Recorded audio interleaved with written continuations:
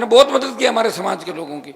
कोई रोता हुआ आया, कोई अंकल, कोई मामा, कोई चाचा आए, कोई माँ बेटी आए, कोई माँ बेटा आए, कोई भाई भतीजा आए, मेरे से मदद करा ली। मदद कराने के बाद जब विधायक बन गए, बातें आने लगी। कोई वैभव गहलोत को अपने हाथ से चूरमा खिला रहा है, कोई कुछ कर रहा है, और बात कह रहे हैं कि हम हनुमान को चुनौती देते हैं। मैं को ऐसे ही हूँ कि हर कोई चुनौती दे देगा मुझे? मैं तो मोदी को चुनौती दे रहा हूँ, मैं तो वसुंधरा को चुनौती दी, 7 समंदर पार फेंक दिया, और गहलोत को ऐसी चुनौती दी कि उसके बेटे को हरा के क्रिकेट के अंदर भिजवा दिया। हराया कि नहीं हराया जोधपुर का?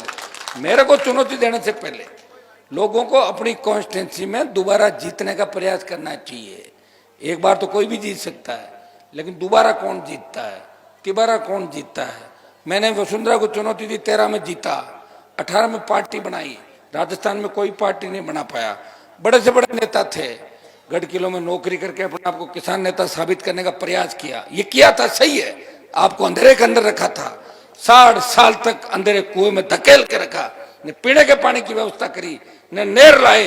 अगर यह नहर आ जाती तो हमारे कालू के बेटे बेटियां भी जर्मनी, इंग्लैंड, अमेरिका के अंदर पढ़ते, लेकिन नहीं लाए, बेवकूफ बनाया। बिजली आएगी तो करंट आ जाएगा, ट्रेन आएगी चोर आ जाएंगे, लड़कियां पढ़ेगी भाग जाएगी। ये तो भाषण होते थे उन लोगों के, फिर भी लोगों ने स्वीकार किया उनको। एक हमें देखो आप क्या कर रहे हैं, 24 घंटे आपकी सेवा। ये जो रथ यहाँ आया कालू के अंदर, क्या बीजेपी कांग्रेस का रथ आया था कालू के अंदर?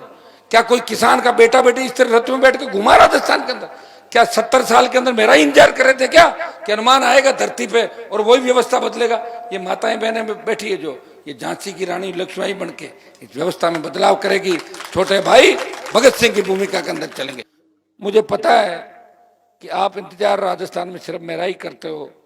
8 बजे बाद इस राजस्थान के अंदर राजस्थान के लोगों ने इंतजार नहीं किया। मेरा इंतजार भी इसलिए करते हो कि एक व्यक्ति सत्ता को ठोकर मार के, जब भी किसान कौम को आवश्यकता पड़ी, देश के जवानों को आवश्यकता पड़ी, देश के किसानों को आवश्यकता पड़ी, किसी नारी अबला ने पुकारा, किसी बहन बेटी ने आवाज दी, तो उसका मान सम्मान बचाने के लिए, किसान हितों के लिए, जवानों के लिए हमेशा सड़क से लेके सदन तक वो 25 साल से लड़ाई लड़ रहा है। वो कॉलेज विश्वविद्यालय की राजनीति करता था, तब भी कोई भी किसान का बेटा अगर उसके पास आता था, वो खाली हाथ नहीं जाता था, वो एडमिशन भी करवाता था, उसकी मदद भी करता था। उस जमाने से लेकर आज तक जीवन के बहुत से उतार चढ़ाव देखे, और सत्ता मेरे पीछे पीछे भागती रही और मैं सत्ता के आगे आगे भागता रहा। 3, 8, 13, 18, 19, और जब देश के किसानों को आवश्यकता पड़ी, पंजाब, हरियाणा, उत्तर प्रदेश के किसानों ने मुझे कहा कि भाई साहब, अगर आप मोदी की सत्ता को छोड़ दो तो किसान आंदोलन के अंदर हमें नई ऊर्जा मिल सकती है, तीनों कृषि बिल वापस हो सकता है, मोदी की हार हो सकती है। मैंने कहा अगर हनुमान बेनीवाल की सादत से, एनडीए छोड़ने से किसान कौम की जीत होती है तो अभी एनडीए छोड़ता हूं। NH-8 जाम किया और 70 दिन सड़क पर बैठ के अगर संघर्ष किया।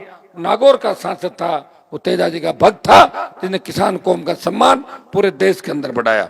ये तो किसान आंदोलन था जिसमें पंजाब के किसानों ने नेतृत्व किया।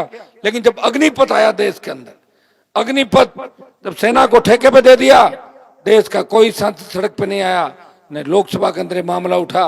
भाइयों, आपके अकेले भाई ने लोकसभा ऑल पार्टी मीटिंग और जोधपुर में 2 लाख जवानों की रैली करके संदेश दिया, प्रधानमंत्री जी, हम उन्हीं किसानों के बच्चे हैं जिन्होंने आपको थकाया था, हम आ रहे हैं दिल्ली की ओर। और भाइयों, उसका परिणाम ये हुआ कि अग्निवीर पहले भर्ती में 25% को आर्मी के अंदर रखने की बात थी, 75% वापिस जाना था, लेकिन डरे हुए मोदी ने 50% कर दिया कि 50 को सेना में एडजस्ट करेंगे, 50 वापिस जाएंगे। एक होकर हम दिल्ली की ओर भरेंगे। मुझे पूरा विश्वास है कि अग्निपथ योजना को भी वापस करवा के दम लेंगे, ये मैं आपको विश्वास दिलाता हूं।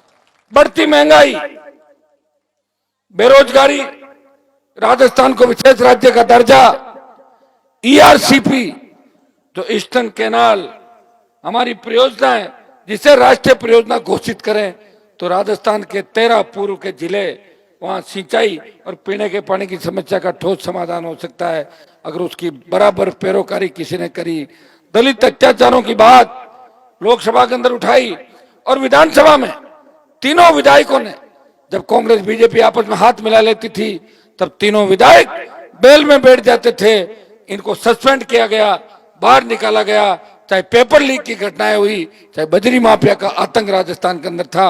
अगर बजरी माफिया को फुर किसी ने किया तो नागौर के सांसद उसकी ललकार से बजरी माफिया भाग गया राजस्थान से। भाइयों, वो कांग्रेस को भी जेब में रखता था, वो बीजेपी को जेब में रखता था।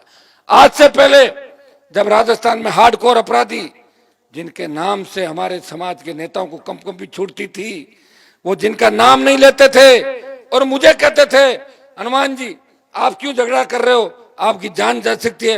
मैंने कहा जान तो एक दिन वैसे ही जानी है, सबकी जाती धरती पे। लोग तो कोरोना से मर गए, कितने लोग कोरोना में गए बताओ, 50 लाख चले गए।